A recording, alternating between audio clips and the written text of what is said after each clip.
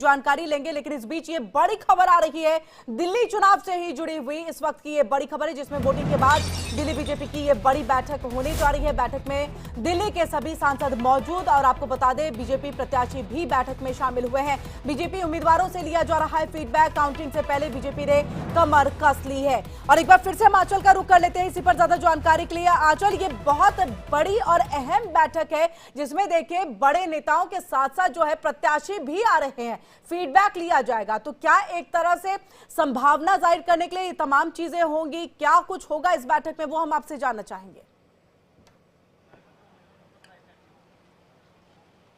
बिल्कुल, देखिए कल दिल्ली विधानसभा चुनाव को लेकर जो कह सकते हैं कि मतदान है वो हो चुका है। मतदान के बाद देखिए अब हर एक पार्टी जो है वो रणनीति बनाने में लग चुकी है और ऐसे में देखिए बीजेपी ने भी अपनी एक बड़ी बैठक बुलाई है जिसमें देखिए जो तमाम पदाधिकारी हैं दिल्ली चुनाव से जुड़े हुए, चाहे हम बात करें देखिए विजन पांडा की, वो भी बैठक में मौजूद थे, दुष्यंत गौतम बैठक में मौजूद थे, दिल्ली के सभी सांसद बैठक में मौजूद हैं। इसके साथ ही देखिए जो प्रत्याशी हैं बीजेपी के वो भी इस बैठक में मौजूद रहे, यानी कि रणनीति बनाना जो है वो शुरू कर दिया है। और कह सकते हैं कि पूरी फीडबैक भी लिया जा रहा है कि एक एक विधानसभा पर क्या क्या कुछ रहा है, क्योंकि देखिए इस बार कांटे की टक्कर जो है वो दिल्ली विधानसभा चुनाव में देखने के लिए मिली थी। तो आज उन सभी लोगों को बुलाया गया है जो कि दिल्ली इलेक्शन से जुड़े हुए थे, जो चुनाव प्रभारी थे उनको भी बुलाया गया है। अतुल गर्ग बैठक में मौजूद हैं और वहीं देखिए वीरेंद्र सचदेवा बैठक में मौजूद हैं। इसके साथ ही देखिए रमेश विधूड़ी हो या फिर मनोज तिवारी हो, वो तमाम नाम जो है इस बैठक में मौजूद है जो कि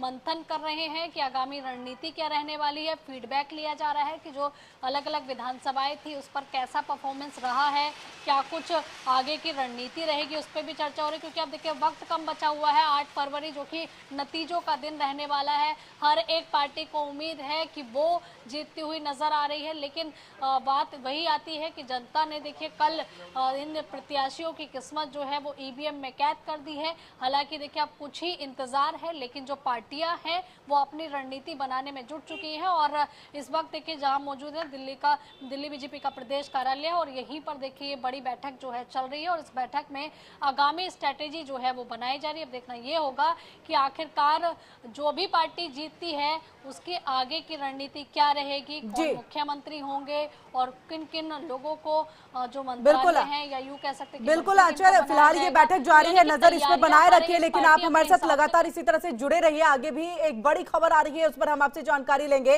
दिल्ली विधानसभा की 70 सीटों के लिए कल मतदान संपन्न हो गया है। सीलमपुर और संगम विहार में मामूली विवाद के अलावा सभी जगहों पर वोटिंग शांतिपूर्ण संपन्न हो गई और इसी के साथ 70 सीटों पर 699 उम्मीदवारों की किस्मत का फैसला ईवीएम में कैद हो गया है। अब 8 फरवरी को रिजल्ट सामने आएगा। इस बार दिल्ली में 60.42% वोटिंग हुई है, जो पिछले 12 साल में कम है। तो वहीं आपको बता दें कि उत्तर पूर्वी दिल्ली में सबसे ज्यादा 66.25% वोटिंग।